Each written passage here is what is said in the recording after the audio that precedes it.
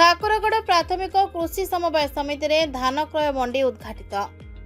ଆଠମଲ୍ଲିକ ଉପଖଣ୍ଡ ଅନ୍ତର୍ଗତ ଠାକୁରଗଡ଼ ପ୍ରାଥମିକ କୃଷି ସମବାୟ ସମିତିରେ सोमवार 2025-2026 आर्थिक वर्षर खरीफ ऋतु पर सरकार को निर्धारित धान क्रय केन्द्र शुभ उद्घाटन हो जाइछि। समितिर सभापति श्री संतोष कुमार साहू तत्वावधान में आयोजित यह कार्यक्रम में प्रथमे प्रदीप प्रज्वलन करी मंडीर शुभारंभ करा जायतिला।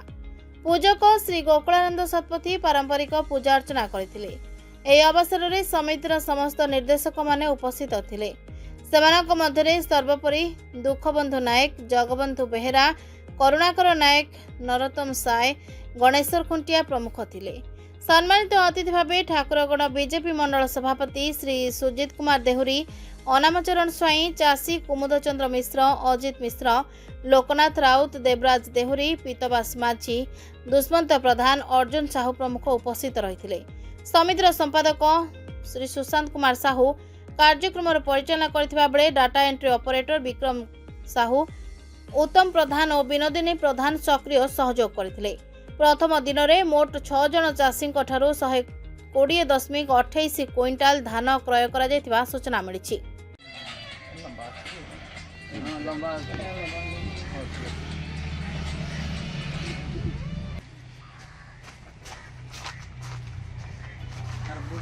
मंगलम भगवान विष्णु मंगल। नमस्कार, मो संतोष कुमार साहू, सभापति ठाकुरगड़ प्राथमिक सेवा समवाय लिमिटेड। मोर आज कहबार था जे आज आम ठाकुरगड़ समवाय समिति रे धान किणा आरंभ हो गलानी। आउ सरकार और मिलक भितर चली कथबार्तार अविधि सरिबा परे सरकार निर्देश देले धान किणा आमको, तेणु आम आज धान किणा आरंभ करियछु। मंडीर चाषी मानकर सुविधा पाई धान किणवा को जो प्रकार सहयोग देवा कथा आम व्यवस्था करियछु। तत्सहित चाषी धान बिक्री करी कि सुरखुरे तांकर अर्थ पाइबे तार व्यवस्था करा जाइछि।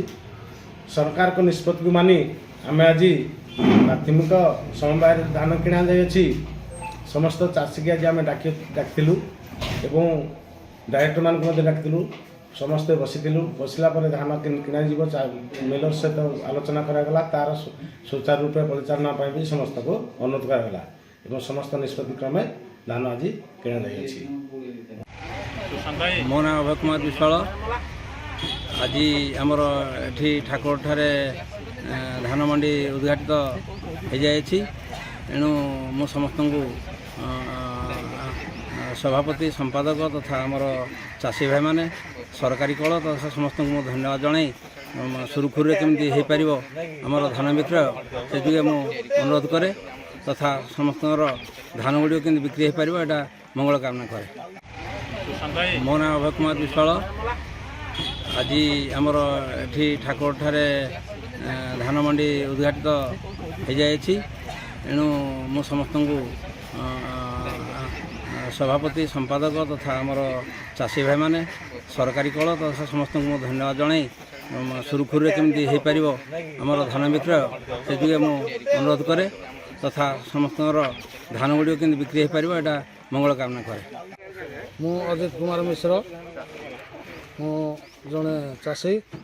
आज आमर जो ठाकुरगड़ सोसाइटी रे धान मंडी उद्घाटित होला।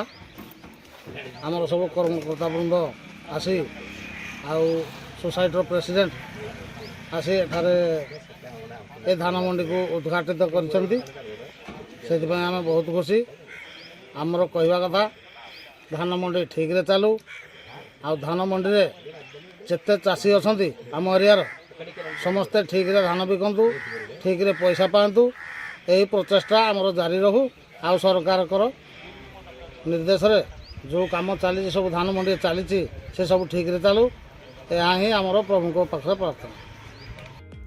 Athmallik Bulu Dalai report, Harshika media.